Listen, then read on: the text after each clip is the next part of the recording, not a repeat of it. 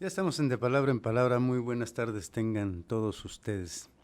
Este programa de los libros, la televisión recoge las reflexiones sobre el libro y sí, eso es muy interesante y es lo que a mí más me gusta de hacer este programa, que son los libros en la televisión. Los libros que no pueden dejar de leerse, la literatura.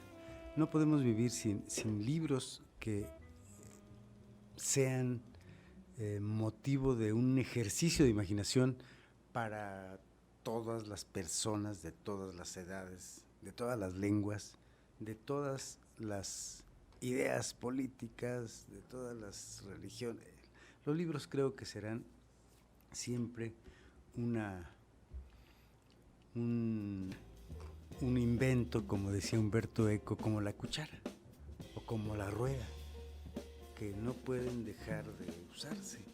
La rueda no puede dejar de girar, sino se anquilosa, se queda allí.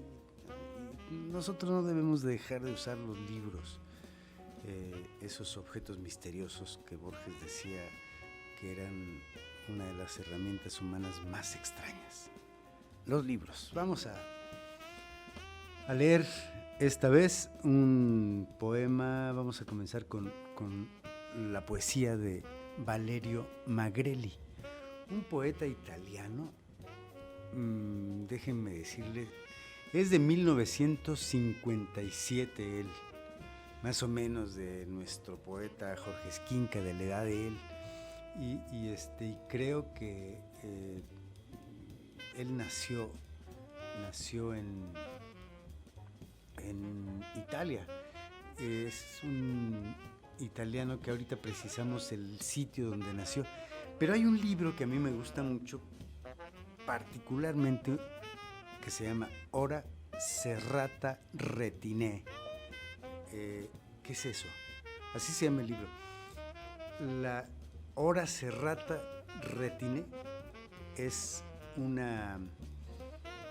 el globo del ojo es así. Entonces hay alrededor del globo ocular hay una especie de cinta dentada. Esa es la serrata retine, de la retina, ¿no? Serrata, me dice muy claro la palabra. Y bueno, este libro a mí me cautivó, y déjenme decirles que la primera edición que se hizo en español, ¿saben quién? Nada menos y nada más, ¿quién hizo la contraportada? Octavio Paz.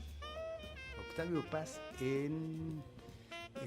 debió ser en 2000. No, debió ser antes. Ahorita voy a ver la fecha de publicación de ese libro en español en la editorial Visor. Me acuerdo muy bien porque yo tengo ese ejemplar y me cautivó de manera irremediable. Les leo este poema que dice: el bosque de mis pensamientos está en llamas. Después del embate de la luz, la ceniza cubre de vendas el anochecer de la tierra. Hay silencio a lo largo de los senderos que conducen a los focos apagados.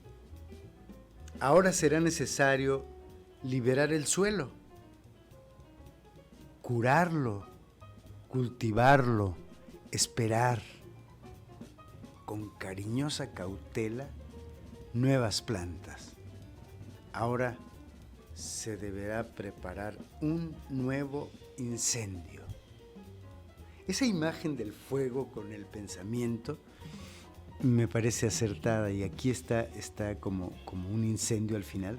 Es decir, el bosque de mis pensamientos, un bosque de los pensamientos, está en llamas. Está pensando, está ardiendo, está diciendo cosas, está viendo, mirando, observando. Esa es la comparación del fuego. Me parece, el fuego tiene una fuerza tremenda, entonces, como el pensamiento, claro. Como decía Roberto Juarros, a veces basta pensar en un hombre para salvarlo. En fin, Magrelli es un poeta de la inteligencia. Decía Paz, su poesía es transparente como el agua en un vaso, ¿no? Y creo yo que su poesía habla mucho también en este libro de Horace Serrata Martínez de qué es la escritura. Hay un poema que ahorita recuerdo que dice, mi secreta ambición es ser lápiz. Hay otra parte sobre la página. Y a propósito de la página, déjenme leerles este poema que habla de eso. Dice, esta página es una habitación deshabitada. De vez en cuando traigo una silla rota o un bulto de periódicos y los abandono en un rincón, nada más. Lo que sobra aquí se organiza y deposita en la tregua de la rutina. Es último descanso de los objetos antes de salir del horizonte de la casa en la luz clara de su ocaso. Ese buscar la blancura de la página, ¿no? De explorar qué es la página en blanco, la página vacía, la página donde todavía no es visitada por ninguna palabra, la página donde todavía no ha aterrizado ninguna palabra que vuele y no ha llegado a navegar una palabra barco, digamos, ¿no? Entonces, oigan hoja blanca como la córnea de un ojo. Me dispongo a bordarle un iris y en el iris dibujar el profundo remolino de la retina. Entonces, la mirada emergerá de la página y se abrirá un vértigo en este cuadernillo amarillo. Qué imaginación tan poderosa sobre la escritura, ¿no? Y creo que solamente se puede entender lo que es escribir, solamente se puede entender lo que es ese acto maravilloso de escribir con sus propias herramientas, con la imaginación, con esa capacidad tan flexible, tan elástica que tenemos para imaginar una cosa y hacerla aparecer como si existiera, porque existe. Es como los personajes en una novela existen. Los personajes en una obra de teatro leída, apenas leída, existen. Y ya no digamos cuando es representada por los actores, ¿no? Entonces creo que para entender qué es la escritura, también qué es la construcción de edificios, también tenemos que tener imaginación. ¿Qué es la construcción, la creación de una obra, ¿no? ¿Qué es eso de pintar un cuadro donde aparece un horizonte y una casa solitaria, como ahorita pienso en esa, o un barco solito en el mar, ¿no? Con un azul inmenso, con unas velas blancas, como esos cuadros de Edward Hopper que supo pintar la soledad. Edward Hopper supo pintar la soledad. En fin, Valerio Magrelli es un poeta. ¿Qué pudiéramos decir? Un poeta digamos, de mi generación. Pero supe, fíjense. Por eso me explico la escritura de este libro sobre los ojos, ¿no? Que tiene un problema, nació en Roma. Valerio Magrelli tiene un problema de los ojos.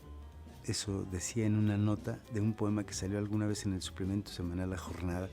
Decía que un día descubrió que tenía un problema porque cuando se metió a una alberca y cuando se sumergió y cuando después nadaba y eso y después salió, los ojos le sangraban. Algo así. Entonces descubrió que tenía un problema visual.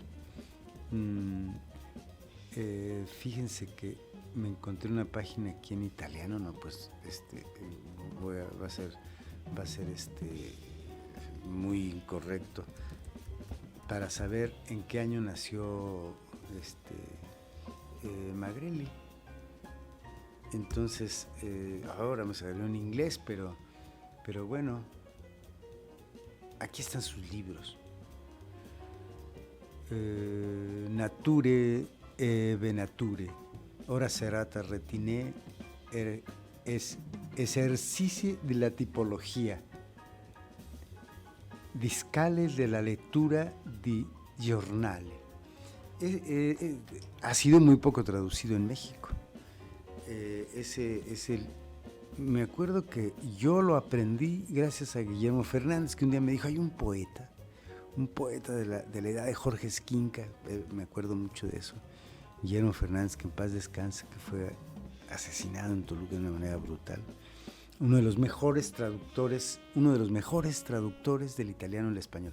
Gracias a él lo descubrí, a Valerio Magrelli.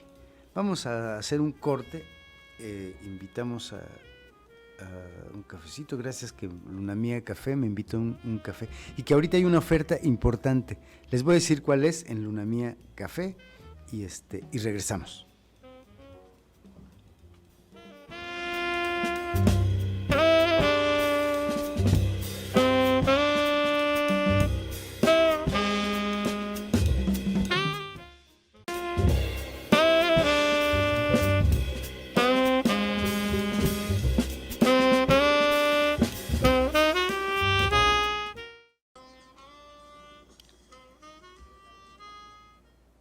Ya estamos de nuevo aquí en De Palabra en Palabra. Muchas gracias a Diego Romeo Chávez Hernández que nos precisa el año de nacimiento y la ciudad. Nació en Roma, Valerio Magrelli.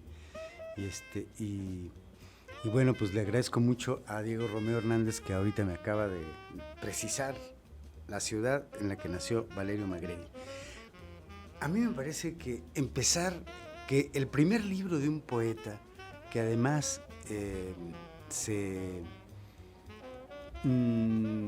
tiene tanto éxito, digamos, se lee tanto, por bueno. Ese fue su primer libro, Ora serrata retine, y recuerdo mucho hablar con una pasión tremenda a Guillermo Fernández, quien decía hace un momento que fue de los mejores traductores del italiano. Tradujo toda la poesía de Cesare Pavese. Ya hemos leído aquí sus traducciones de Pavese. Y bueno, una novela que tengo pendiente de comentar, de Alberto Savinio, que tradujo Guillermo, y que es una novela sorprendente, muy, muy interesante. Me acordé pensando en las traducciones de Guillermo Fernández. Decía que en Luna Mía Café hay una oferta. Pongo aquí mi libro porque estoy en fechas de promoción. Disculparán ustedes, pero este libro se presentó el viernes pasado, hace 8 días, el viernes 14 de julio. Se presentó y fue una bonita presentación. Estuve yo muy contento. Le agradezco mucho a Luis Jaime Cortés, a Tamara Sosa Lanís, a Oscar Millán, que estos días nos ha dejado aquí solos. Y buenos comentarios y una participación de una chava, hija de un amigo mío, que es Miroslava García Sánchez, violinista estupenda. Tocó un valsecito que compuso su abuelo, en fin, muy, muy bonita la presentación. Ya el 11 de agosto tendremos la presentación de un libro más de Carlos López Ahumada que se llama Relato de amor para la señora Abril. Un portadón que tiene, ya lo veremos. Bueno, la oferta que hay en Luna Mía es que si compran un ejemplar de Mujeres con el Sol Escondido, les invitan un café. Dice que un americano, pero yo creo que hasta un capuchino o un latte, qué sé yo. En fin, en la compra de eso se lo toman o se lo pueden llevar su cafecito. Muy bien.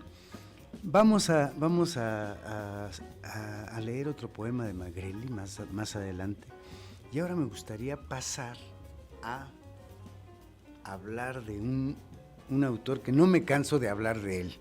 Me gusta, me parece un gran novelista.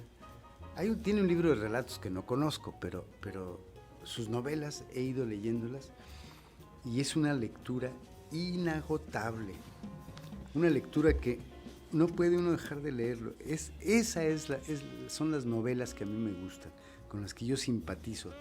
Esas que puedo leer ahora y volver a leer, ¿no? Regresar a ellas como si fuera mi casa, ¿no? Y se trata de Goran Petrovic. Como verán ustedes, Goran Petrovic, es muy curioso que la C tiene acento. Bueno, en Iván Blatný la Y tiene acento. Me provoca mucha como simpatía, ¿no? En fin, creo que es una lengua muy extraña, el serbio, ¿no? Y el checo. Esta novela se llama Atlas descrito por el cielo. Tiene un prólogo de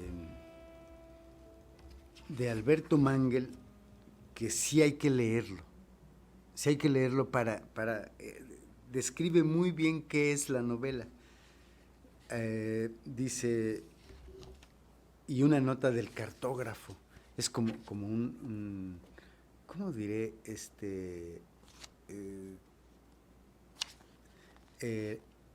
el atlas de una historia imaginaria, ¿no?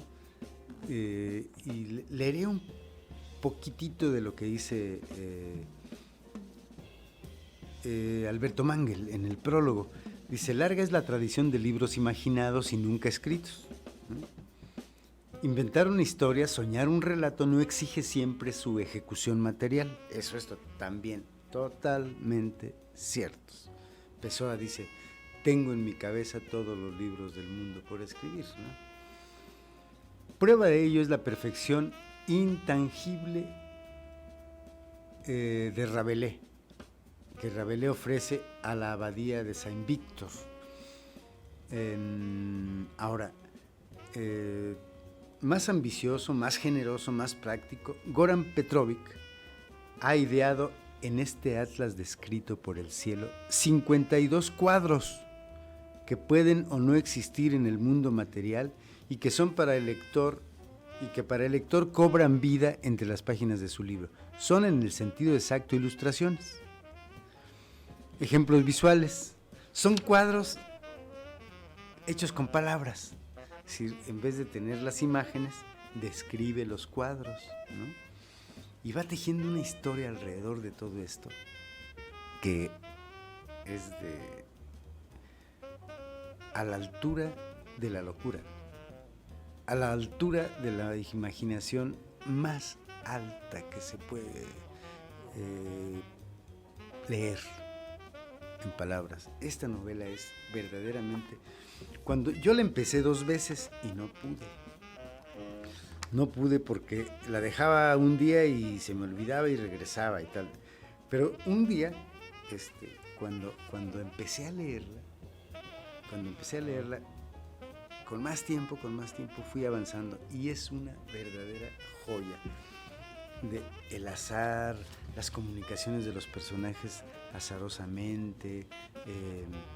Hay un hombre que todos los días está sentado en una plaza, por ejemplo, y hay una muchacha que pasa todos los días y de pronto un día le dicen, ¿por qué?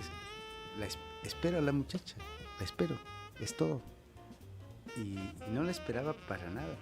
Y entonces un día ella no va y él le escribe diciéndole por qué la esperaba, que es para nada, ¿no? Era como una cosa de esas cosas repetidas en los días que uno vive. Es decir, todos los días de pronto uno ve alguna cosa, ¿no? O ve muchas cosas, pero hay veces que una sola cosa nos permite darle un significado distinto al que tiene, ¿no? En fin, estas cosas suceden de una manera espectacular en esta novela, Atlas descrito por el cielo. Miren, Todo comienza cuando el diverso grupo de personajes principales deciden pintar la casa de azul, deciden pintar de azul el cielo, azul cielo, el techo de su casa de forma peculiar, quitan y lo pintaron de azul, pues el cielo. Entonces hay todo un revuelo en el barrio porque todo el mundo dice, ¿qué hizo esa familia? Quitó el techo. Y ellos dicen, no. Personajes muy curiosos los de esa casa, que son deliciosos. Ellos, no, nosotros pintamos el techo de azul, dicen, ¿no? Y la gente se asoma y ve, ¿no?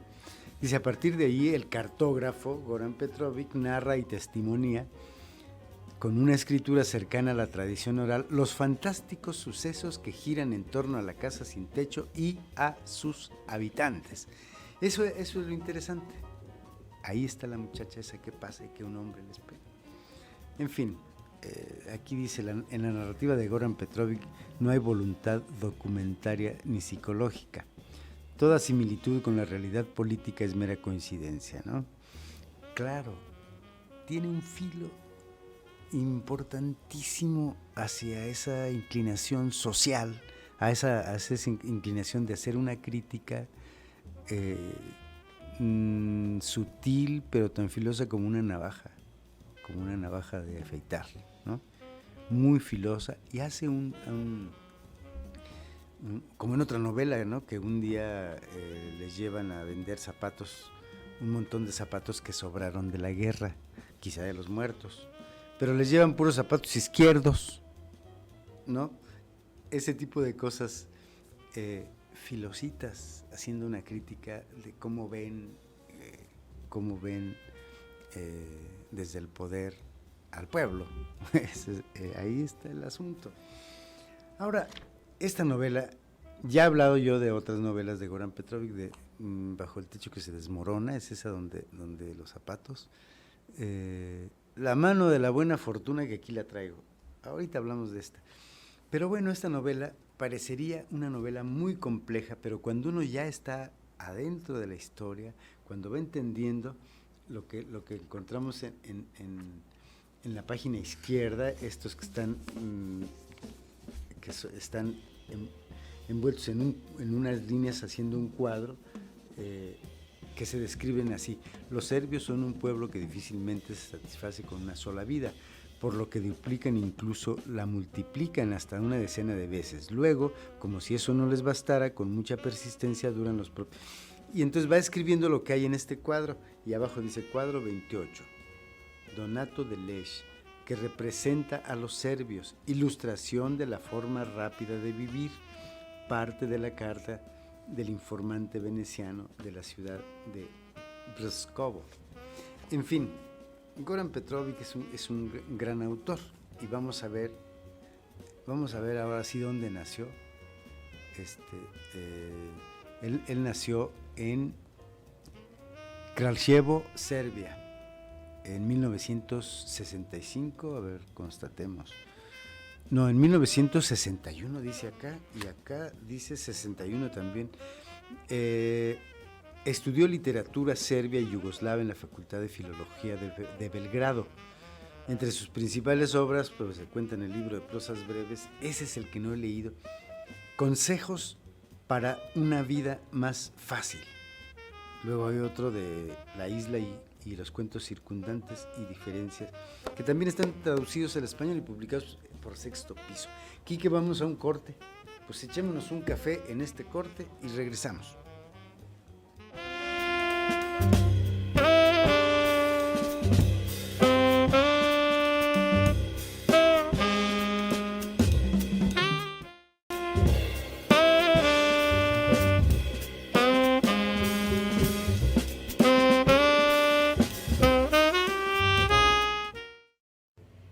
Ya estamos de regreso. Vamos con un poema de Magreli. Muy breve, dice: lo más aburrido de algunos tiroteos vistos en el cine es el revólver que el malo babea en vez de decidirse a disparar. Te ruego, elimíname sin decirme por qué. Te creo, te entiendo, pero apunta al corazón. Todo con tal de ahorrarme otra explicación. Aquí hay otro poema breve que leeré un poquito después. Hablábamos de Goran Petrović, y para terminar de hablar un poco de sus novelas, creo que yo he leído La mano de la buena fortuna, que es he leído El cerco de la iglesia de la Santa Salvación, es otra locura, y Bajo el techo que se desmorona, y bueno, el Atlas descrito por el cielo. Esas novelas he leído de Goran Petrović, y qué barbaridad. A veces me parece que hay mucha gracia en los personajes del Atlas, por ejemplo. Hay una gracia muy parecida a la de... Son mis asociaciones, perdóneseme. A esa novela que se llama Memorias de una enana, de Walter de la Mare. Recuerdo, no sé por qué lo relaciono, pero es que son las memorias de una liliputiense, la señorita M, que además tiene una gracia inmensa, porque cuenta desde su niñez y reflexiona cómo desde niña ella sabía que iba a ser pequeña, que era una niña frágil y frente a todos era distinta. ¿Cómo cuenta? Pero tiene una gracia, por ejemplo, lo que pensaba de sus zapatos, lo que pensaba de la ropa que se ponía, lo que pensaba de las medidas del mundo. Es decir, qué grandeza hay en el mundo, qué grandeza y qué pequeñez la nuestra. Y cuántas cosas más pequeñas que nosotros, ¿no? Es decir, esas diferencias de lo grande, lo pequeño, la medida de las cosas, el valor por tamaño, el valor no por el tamaño, sino por el tamaño de esas cosas abstractas como el pensamiento, por ejemplo. Y bueno, eso se me hace, ese personaje de la señorita M, que más un día desaparece, y su albacea pues abre las memorias porque desaparece, no saben cómo desapareció, y el albacea pues publica las novelas, ¿no? Entonces esa gracia que yo encuentro en la señorita M de Walter de la Mare, encuentro sobre todo en el Atlas descrito por el cielo, esos personajes curiosos, graciosos, en el mejor sentido chistosos, ¿no? que nos hacen asombrarnos con una risa, ¿no? Que nos hacen asombrarnos de una manera muy cuestionante. ¿Por qué tiene esa gracia? ¿Por qué piensa eso? ¿Por qué habla de esa manera? Es decir, es una... Ahora, vayamos a La mano de la buena fortuna, que es un libro, verdaderamente, dice aquí, es un libro de culto. Una de las imaginaciones profundas, es decir, cómo lograr la lectura total, leer un libro, leer a la hora que otra persona lee el mismo libro en otro lugar, puede hacer que en el libro dos personas se encuentren, ¿no? Y de eso se trata esta novela. Es un concepto inventado por este autor que de pronto yo dije, ¿cómo va a salir de eso? Hay una pareja que se enamoran y de pronto van viendo revistas de viajes y viajan, ¿no? A tal hora, nos vemos mañana a tal hora para encontrarnos en la revista de geografía tal, y veámonos en el capítulo de Grecia, por ejemplo. Y entonces se ven. Total, estos dos personajes se enamoran y se casan, es decir, se enamoran. Y viajan juntos hasta que un día a ella le prohíben, la historia no la tengo muy clara, pero no la recuerdo bien, creo que le prohíben que se vea con ese hombre, y ella está comprometida, es francesa, él es serbio, en fin. Pero todo empieza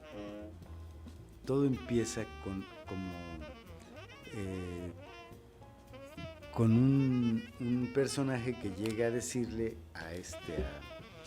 al protagonista que es ahorita voy a recordar el nombre, pero van a llevarle un libro para que lo corrija, pero es un libro publicado. Y entonces dice, pues corríjalo. Y el joven que estudió letras serbias, literatura serbia, y que trabaja de corrector de estilo de una revista de turismo, ¿no?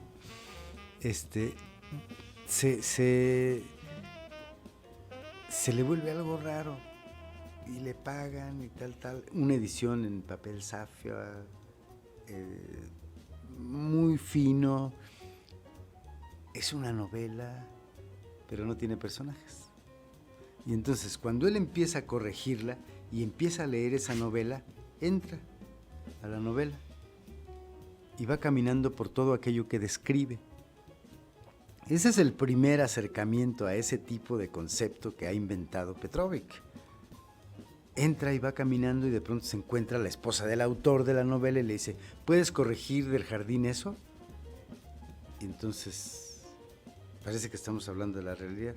Y entonces el muchacho toma el lápiz y un martillo y corrige una pieza que está ahí en un kiosco, ¿no? Luego encuentra una pantera, en fin, va en la historia hasta que cierra el libro y no sabe qué hacer con ese sorprendimiento. Es el primer acercamiento que se tiene. Después va profundizando Anastas Branica, o sea, creo que Anastas se llama, Anastas Branica, claro, me acordé muy bien, vaya, bravo por mi memoria esta vez. Fíjense que aquí voy a leer un cachito de la contraportada. Dice,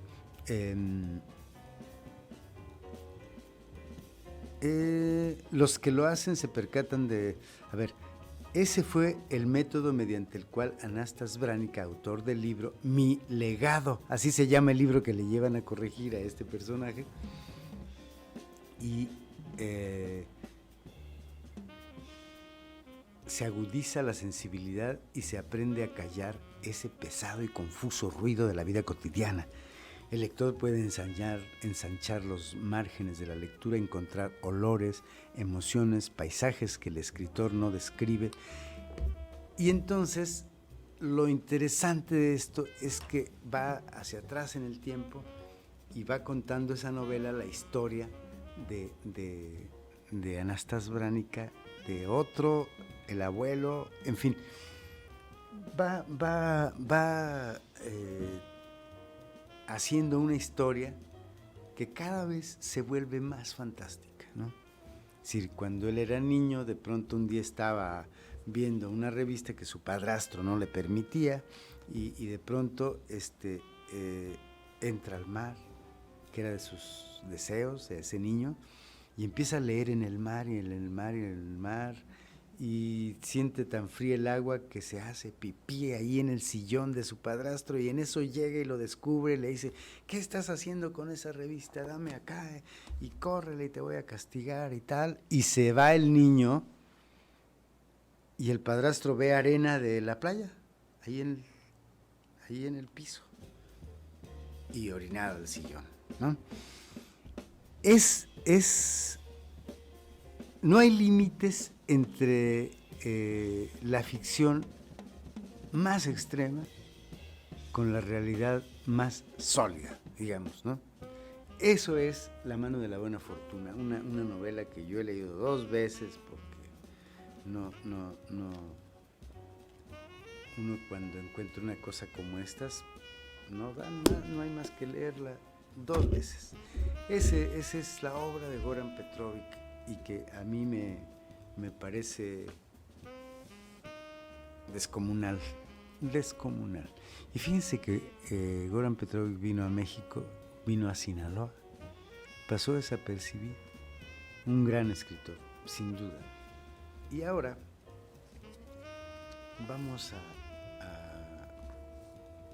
hoy tenía pendientes hablar de Simus Genei, pero empecé a leer esta novela. Empecé a leer esta novela de Rosa Montero. Es un híbrido, una cosa biográfica, una cosa novelesca, una cosa muy, muy profunda, contada de manera muy sencilla. El peligro de estar cuerda. Yo me resisto a estar leyendo novedades y todo eso, bastante tengo con las cosas que me gustan de otros siglos, y el peligro de estar cuerda es como la descripción del proyecto literario de su autora de toda su vida. Aquí es una novela ensayo. Vamos a ver un corte, Quique. Bueno, vamos a ir a un corte, pero es una novela ensayo. Esos géneros que uno va con un pie en un género y en otro y se trenzan de una manera muy firme, muy sólida, y se cuentan historias sorprendentes. Ahorita les platico de qué se trata El peligro de estar cuerda hasta la página 78 donde voy a ir leyendo. Regresamos.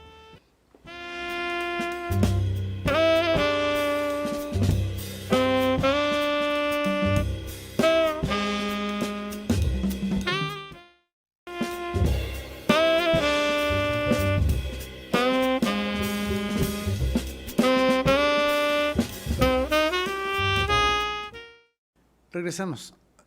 Hablaremos de Rosa Montero, de esta novela que me tiene muy emocionado. Me parece interesante cómo habla de la locura.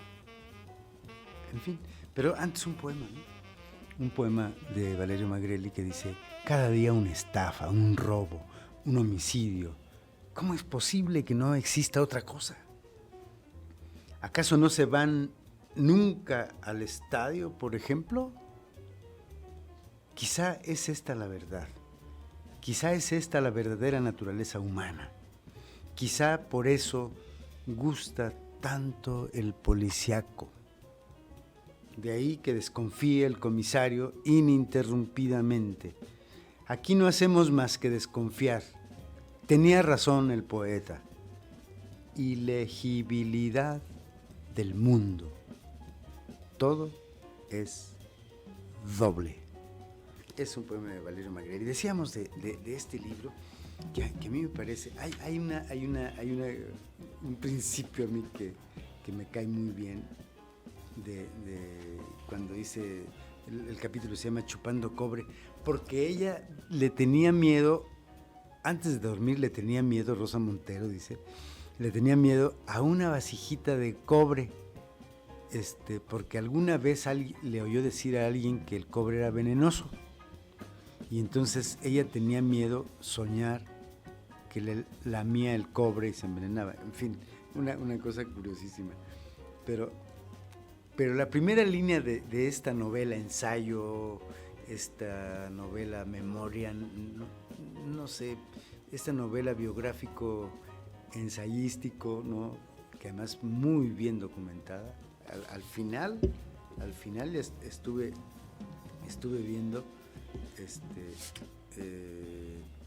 en algún da las bibliografías, la bibliografía que cita durante todo, psicoanalistas, escritores que se suicidaron, escritores que se volvieron locos, aquellos que tienen una afectación mental y que bueno, conviven con ella y se sobreponen a saltarla y a tratar de estar en el mundo, ¿no?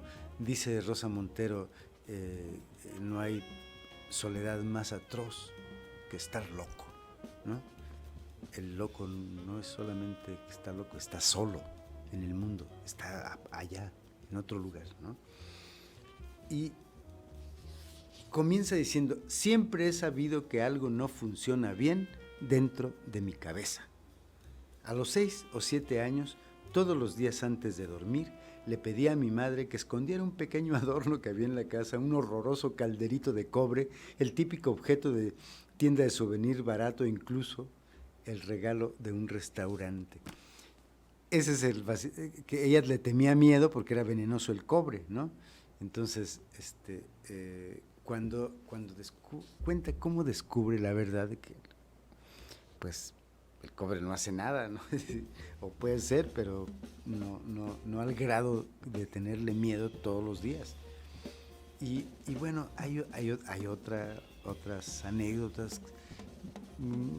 Me he divertido mucho con este, pero también me he entristecido mucho por saber cosas como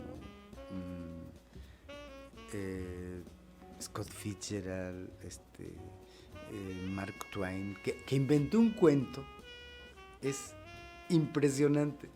Inventó, no un cuento, le dijo en una entrevista, Mark Twain le dijo lo dijo en una entrevista, le dijo que él había tenido un hermano gemelo y eran tan idénticos que les tenían que poner una cinta de color distinto a cada uno para reconocerlos. Y un día uno de ellos se ahogó, murió. Y dice, y yo no sé cuál de los dos quedamos. Eso es tremendo. Y no es cierto, no era cierto. También habla de cómo los escritores son los que más proclives están a volverse locos o a suicidarse. Hay un sustento teórico importante de psicoanalistas, de estudiosos de la psiquiatría, ¿no? ¿Cómo analiza esos escritores que finalmente dieron en preguntarse cuál es la principal causa de que los haga escribir? Y dice que generalmente una de las más o menos, digo, lo parafraseo, pero algo así como los deseos más profundos es porque no queremos ser nosotros, porque no queremos ser yo y queremos ser otro yo, y nos apasiona ser impostores, ¿no? Jugar a ser alguien que jamás seremos. Si es como decía Orhan Pamuk en sus conferencias de Harvard. Decía, hay autores de una novela que les dicen, es autobiográfica, usted tiene mucho que ver con el protagonista. Y dice, sí, claro, yo soy el protagonista, yo soy mi personaje. Y no es cierto. Quisieran ser, ¿no? Quisieran ser esos personajes maravillosos que crean. Por otro lado, las preguntas es como la famosa pregunta Ernesto Sábato, ¿no? ¿Se acuerdan de la pregunta que le hicieron y que está en el escritorio de sus fantasmas? Que le dicen, El túnel es una novela autobiográfica, y de inmediato, Sábato contesta, yo no soy un asesino, yo nunca he matado a nadie. Y el túnel cuenta la historia de un asesino. Recuérdese, Juan Pablo Castel asesina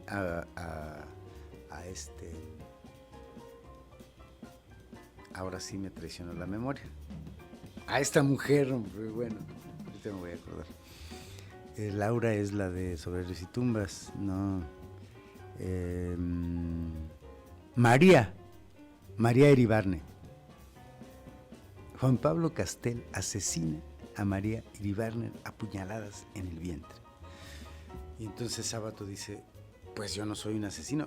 de pronto parece que se ofendiera, pero dice, aunque ganas de matar a alguien, no me faltan. ¿Cuál es la verdad? Rosa Montero explora en esta novela de una manera fabulosa, hasta donde voy, digo, espero que no se me caiga de las manos, porque es un libro muy bien narrado.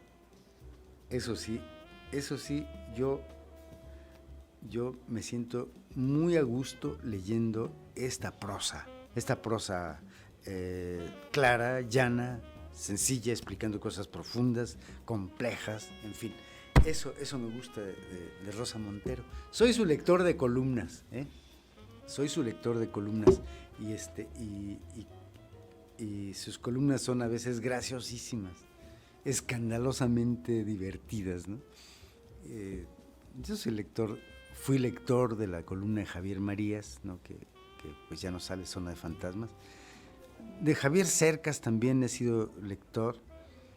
Era lector de Juan Villoro, ya no, porque el Reforma a mí me da urticaria, eso me da el Reforma. Y leo periódicos, claro, también leo con los que no estoy de acuerdo, porque hay que saber. Pero columnistas, Juan José Millas lo leo con mucha frecuencia. Ese tipo tiene una imaginación. Conozcan la novela El Mundo de Juan José Millas para que vean qué maravilla de novela, qué invención, ¿no? Hay unas...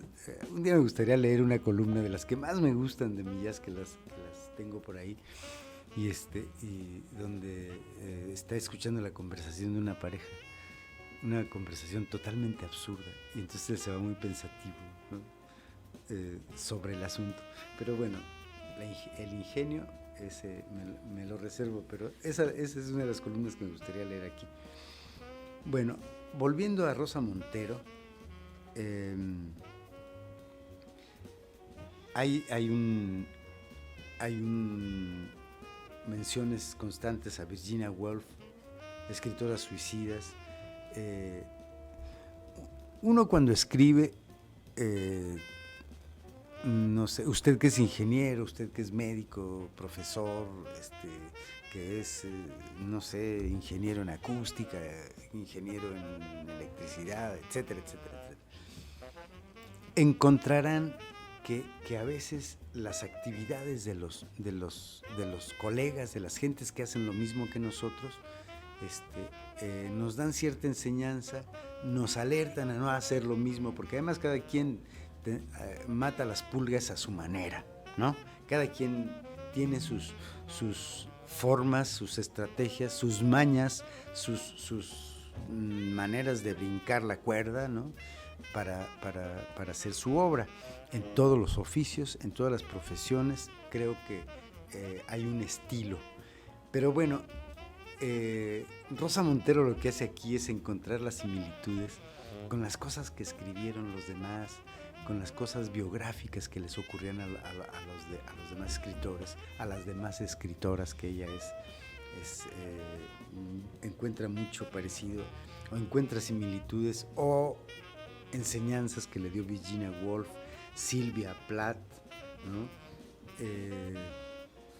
Que hay una cosa que dice aquí: me gustan las personas, todo el mundo, creo que me gustan como la coleccionista de sellos, dice, creo que me gusta como al coleccionista de sellos su colección. Cada episodio, cada incidente, cada retazo de conversación es para mí materia prima. Eso decía Sylvia Plath, ¿no? Y lo que otras escritoras u otros escritores le han dicho con su obra a Rosa Montero, y hace una comparación. Entonces la novela se vuelve una cosa deliciosa. La semana que entra les diré si me gustó completamente o me quedó a deber, pero yo creo que me va a gustar mucho. Ya nos vamos, Quique. Qué barbaridad. Bueno, acuérdense que si van a comprar un libro, que ahorita se vende en el Unamía Café, uno de mis libros de Mujeres del Sol Escondido, les invitan a un café. Y bueno, pues me despido con un poema de Valerio Magreli. Muchas gracias, Quique. Gracias a Paquito. Y dice: es especialmente en el llanto que el alma manifiesta su presencia, y por su secreta comprensión transmuta el dolor en agua. Por lo tanto, la primera gemación del espíritu está en la lágrima, palabra transparente y tranquila. De acuerdo a esta alquimia elemental, realmente el pensamiento se transforma en sustancia como una piedra o un brazo.